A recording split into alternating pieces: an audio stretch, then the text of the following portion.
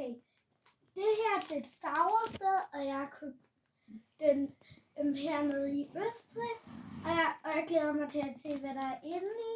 Der er en hel del Star Wars ting, ligesom man kan få en Han Solo. Jeg har glemt Pandas navn, fordi jeg er dårlig til at huske Star Wars folk, men nu er det bare tid til at klippe den op. Men jeg er dårlig til at klippe op. Men ja, det er helt fint nok. Jeg klipper bare op hernede. Det passer. Vi kan klippe op dernede. Et blad. 2 blade. Og jeg har 3 blade. Jeg har fået 2 blade. I et blad. Okay. Jeg har fået 2 Lego-sæt. Hvad så må jeg den her ud?